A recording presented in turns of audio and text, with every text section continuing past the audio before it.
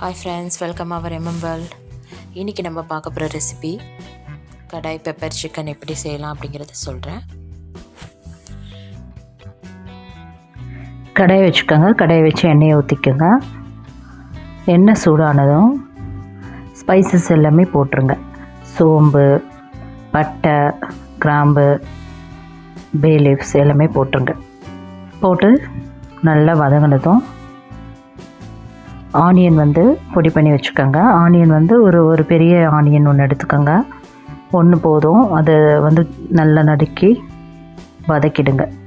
இந்த மாதிரி நல்லா வதக்கிட்டு ஃபைனாக அதுக்கப்புறம் இஞ்சி பூண்டு பேஸ்ட் கொஞ்சம் குறைன்னு அரைச்சிக்கோங்க. அப்போ தான் நல்லாயிருக்கும் ஃப்ளேவர். நல்லா அந்த பச்சை வாசனை போக நல்லா வதக்கிடுங்க.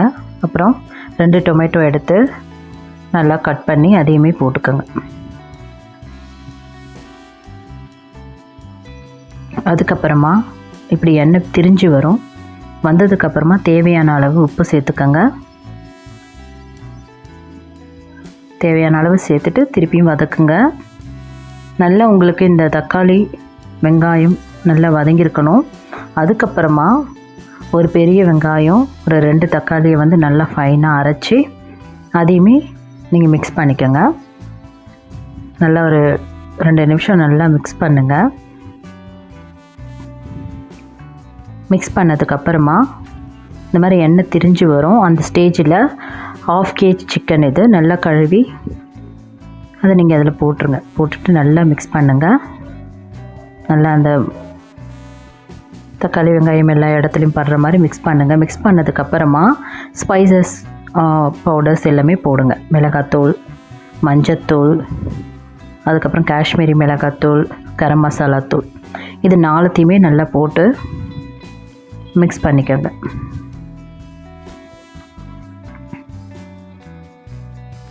இந்த ஸ்டேஜில் உப்பு சேர்த்துக்கோங்க. சிக்கனுக்கு தேவையான உப்பு சேர்த்து நல்லா வதக்கிடுங்க. வதக்கிட்டு பெப்பர் போட்டுக்கோங்க.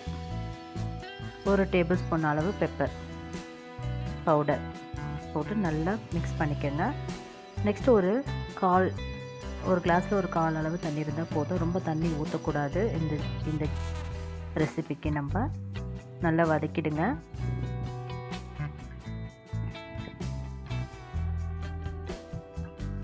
இப்போ மூடி போட்டு மூடிடுங்க. ஒரு 5 மினிட்ஸ் அதை டிஸ்டர்ப் பண்ணாதீங்க. 5 மினிட்ஸ்க்கு அப்புறமா எடுத்து பார்த்தீங்கன்னா இப்படி நல்லா எண்ணெய் விட்டு திரிஞ்சு வந்திருக்கும். இந்த ஸ்டேஜில் இன்னும் ஒரு டேபிள் ஸ்பூன் பெப்பர் சேர்த்துருங்க. அதோடய ஃப்ளேவர் ரொம்பவே சூப்பராக இருக்கும். பெப்பர் இந்த ஸ்டேஜில் சேர்க்கும் போது நல்லா வதக்கி விடுங்க. சிக்கன்லேயே தண்ணி நிறையவே வந்திருக்கும். நம்ம 1/4 கிளாஸ் தான் ஊற்றிருக்கோம் தண்ணி. நல்லா மிக்ஸ் பண்ணிக்கோங்க. அகைன் க்ளோஸ் பண்ணி வைங்க. ஒரு 5 நிமிஷம் கழித்து பார்த்தீங்க அப்படின்னா ரொம்ப சூப்பராக கிரேவி அப்படிங்கிறது ரெடி ஆகிருக்கும். இப்போ கிரேவி ரெடி ஆகிடுச்சு. இந்த ஸ்டேஜில் கொத்தமல்லி இலைகளை இப்போ தூவிடுங்க.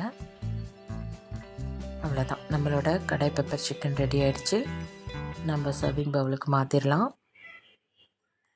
டெலிசியஸான, ரொம்ப டேஸ்டான, குயிக்காக செய்யக்கூடிய கடாய் பெப்பர் சிக்கன் ரெடி.